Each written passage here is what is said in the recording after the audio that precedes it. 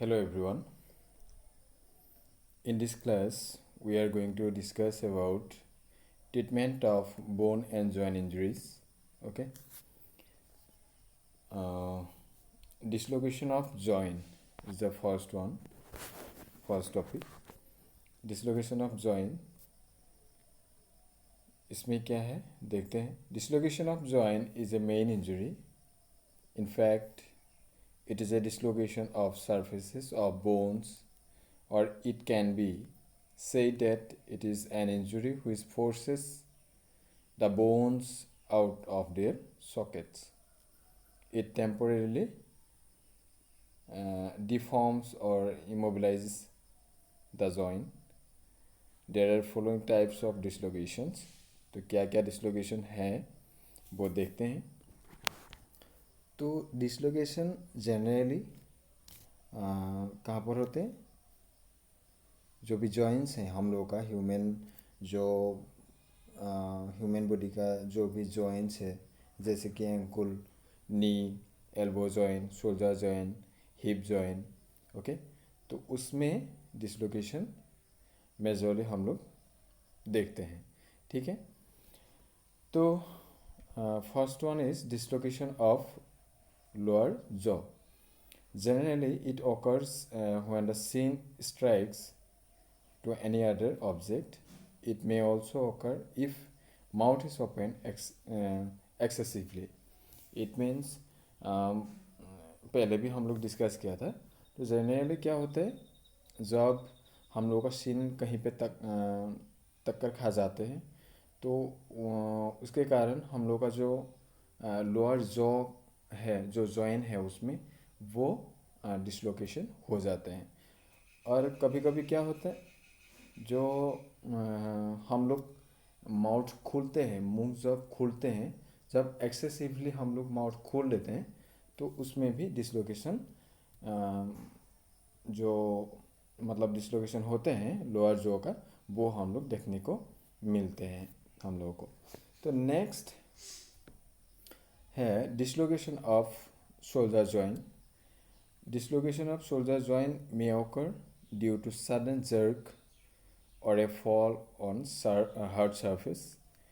The end of the humerus comes out from the socket. तो shoulder joint में जो मतलब कभी कभी क्या होता है, सडनली जर्क हो जाते हैं. ठीक है. तो जब हम लोग कहीं पे गिर जाते हैं, उसमें भी हार्ड सरफेस में, तो उससे भी जो शोल्डर जॉइंट है उसका डिसलोकेशन हो सकता है. ठीक है. जो ह्यूमेरस बोन है, तो जो बाइसेप एंड ट्राइसेप मसल जहाँ पर अटैच्ड होके रहते हैं, तो उसको बोलते हैं ह्यूमेरस बोन. वो कहाँ से निकल जाता है, वो शोल्डर जो सॉकेट है वहाँ से निकल जाने से डिसलोकेशन हो जाते हैं. तो नेक्स्ट आते हैं dislocation of hip joint. By putting maximum strength spontaneously may cause dislocation of hip joint. The end of the femur is displaced from the socket. It means कभी कभी क्या होता है, जब हम लोग वेट लिफ्टिंग करते हैं, ठीक है, तो उसमें सडनली हम लोगों को बहुत ज़ोर से झटका दे के वेट को उठाना पड़ता है. तो उसके कारण जो हिप जॉइंट है, तो उसमें बहुत प्रेशर आ जाता है. तो उसके कारण ही जो जॉइंट है हिप जॉइंट का, उसमें डिसलोकेशन हो सकता है. ठीक है. स्पॉन्टेनियसली जब कहीं पे हम लोग का जो हिप जॉइंट है उसमें प्रेशर आ जाते हैं, या बहुत ज़ोर से स्ट्रेंग लगाने का काम हम लोग कर रहे हैं, तो उसमें डिसलोकेशन हो सकता है. Next, treatment of dislocation. How we can treat while dislocation occur. First one is call medical help immediately. Okay. So while dislocation occurs, we should call medical help immediately. ठीक है.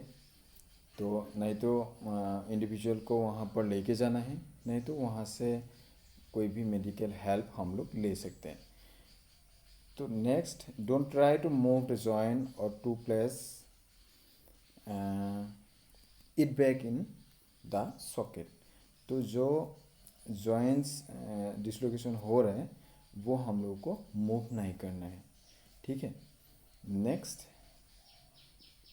Keep eyes on the spot of dislocation to control swelling.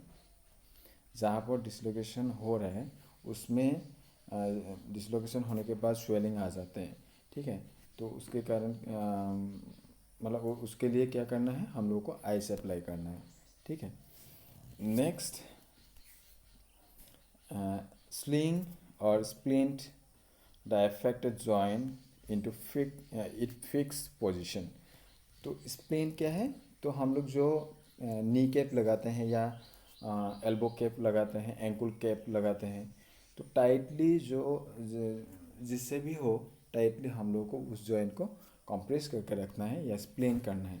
तो उससे जो joint है वो एक fix position में रहते हैं, ठीक है।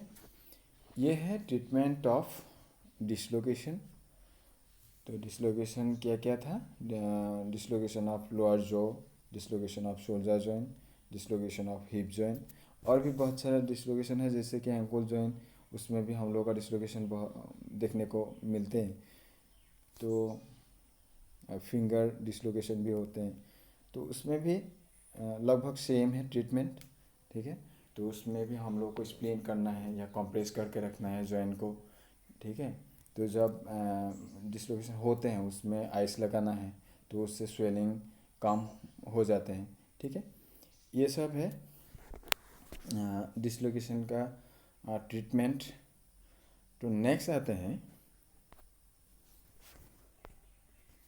फ्रैक्चर्स। तो फ्रैक्चर्स हम लोग आज डिस्कस नहीं करेंगे, सिर्फ एक ही चीज़ देखेंगे। तो fracture, there are different types of fractures and they also require different types of treatment, ठीक है।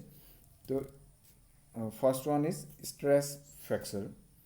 A stress fracture is a crack in a bone.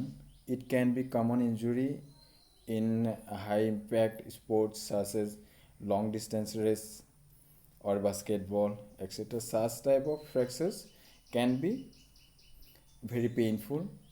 However, these fractures usually heal themselves if proper rest is taken for appropriate duration, which may be up to 2 months. Usually, these fractures occur in leg bones, right? तो जब हम लोग कोई long distance races में भाग लेते हैं, या बास्केटबॉल हो या हॉकी में भी देखने को मिलते हैं, कबड्डी में भी देखने को मिलते हैं, या और हाई जंप या लॉन्ग जंप जो हम लोग ट्रैक ऑफ लेते हैं, तो उसमें भी हम लोगों को देखने को मिलते हैं। तो उससे क्या होता है,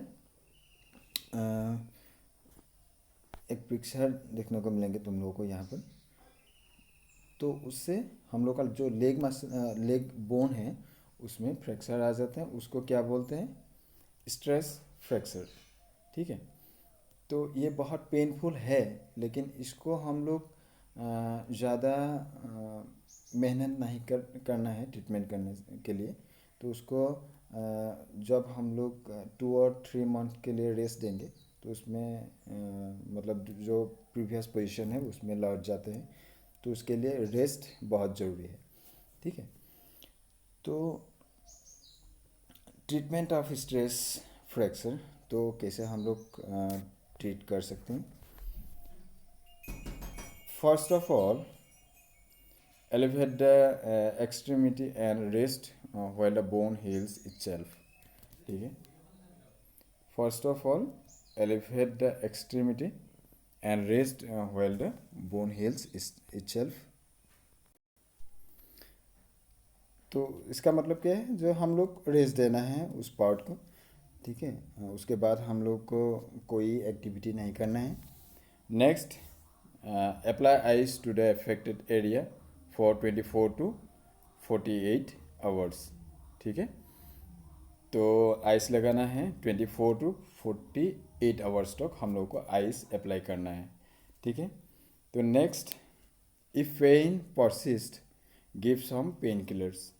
तो उसके बाद हम लोगों को क्या करना है, जब पेन उससे भी काम नहीं होगा तो पेन किलर हम लोग यूज़ कर सकते हैं।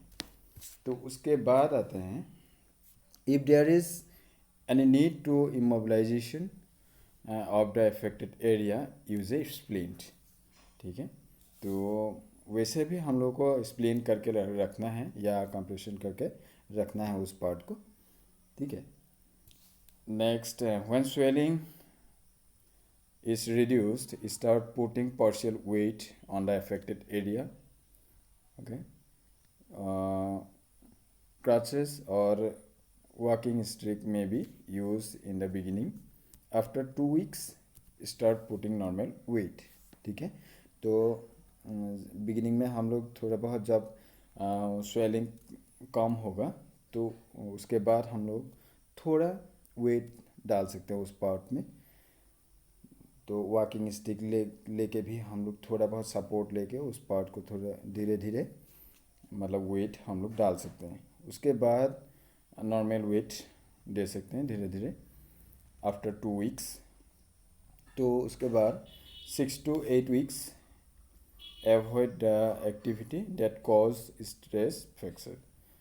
तो जो जहाँ पर फ्रैक्चर हो रहा है तो उस पार्ट को 6 to 8 weeks तक रेस्ट देना है।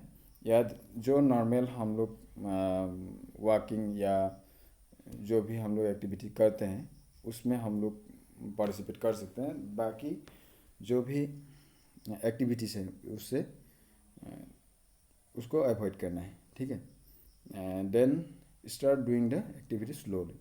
तो उसके बाद धीरे धीरे काम करना स्टार्ट करना चाहिए। मेनली ये जो स्ट्रेस फ्रैक्चर है इसमें रेस्ट बहुत ज़रूरी है। ठीक है, मेरा भी हुआ था एक्चुअली, मेरा भी स्ट्रेस फ्रैक्चर है जिस एंकल पार्ट में हुआ था। तो